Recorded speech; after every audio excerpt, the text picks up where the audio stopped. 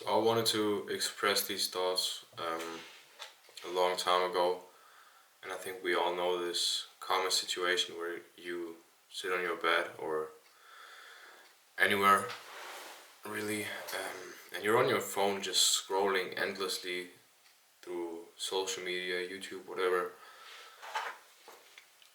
And in those moments, I always ask the question where this is gonna lead, because at the end of the day, for most of us, it makes or our screen time makes up, I don't know, 3, 4, maybe even 5, 6 hours of our day, which is like this huge part of our life if you add it up. And it makes up such a big percentage that you should really take in consideration where this is leading you. Because for me personally, I quickly realized that consumption of social media is a dead end.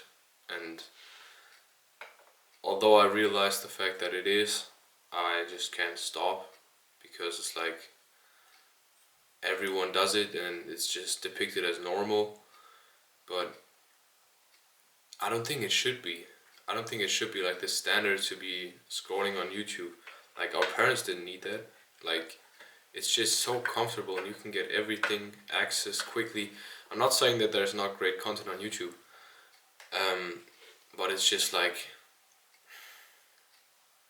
the the percentage of what content actually brings you knowledge is immensely small compared to the trash that is just like thrown into your face, and it's actually just too much information that you don't need, and you can't even process it properly. But it's just this byproduct of social media. And I think you just I don't know, just have to rewire your brain into like either into liking harder or less comfortable things. Because I mean, social media is like the epitome of being comfortable. Like, there's no limit. Like, the internet is endless and you can just sit there forever and scroll through it, and nobody's gonna stop you. um, but I don't know, through like, I've tried multiple times to do like a dopamine detox, where I just obtain from social media and even listening to music, which is pretty extreme, I think. But it was just a method I tried, and it works, but just for a couple months at most. And I actually didn't use Instagram for the last 2 months, and I'm not planning to get back on it the way I did before. But that's what most people say after a dopamine detox, and I just know that that's not the truth for most people, and everyone just relapses and gets back into their old habits. And for me personally, the worst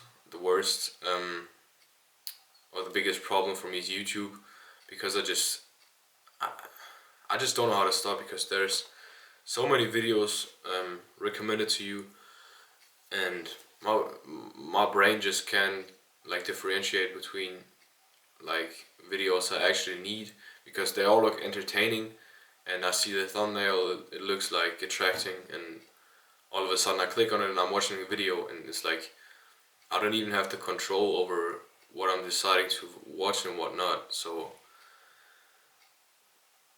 I don't know, it's just this endless cycle, and every day there's just 3 hours or 2 hours going by where you just lay on your bed, you're alone, you watch videos of people you don't even know, and like you install this idea in your head that these people actually matter to you, but you don't know them. So it's like this weird relationship which actually shouldn't exist.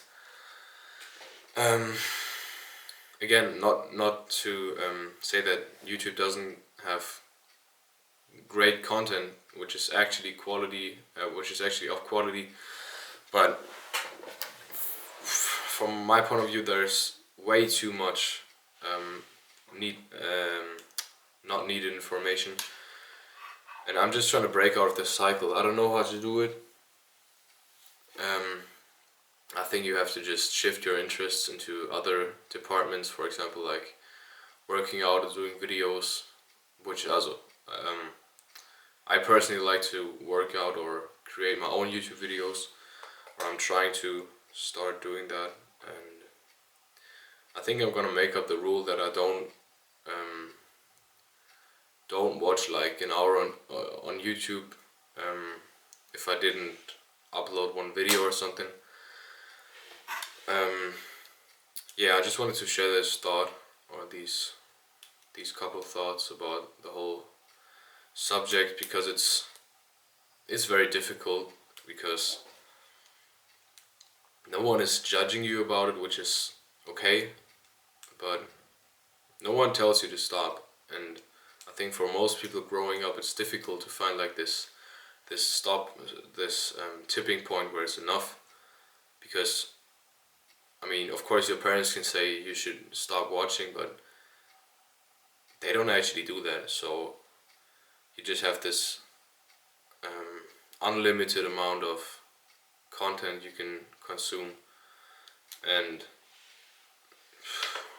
it's just, I think you just have to grow up and be old enough to say that it's not the right thing for me, because if you look at the future, social media and stuff, or consuming social media holds for you, like it doesn't change. You can be 15 looking at YouTube videos, you can be 30, and it's like the same emotion and the same comfort being created. So that's how you know it's not the right path to take, and you should definitely minimize the amount of content you consume that isn't necessary for you, because like it's never gonna stop if you don't make it stop.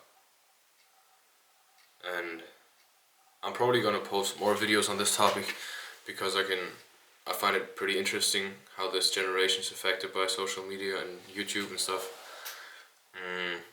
So stay tuned for that, and I will give you an update how my journey goes on quitting social media or finding like another purpose or hobby which like can replace social media.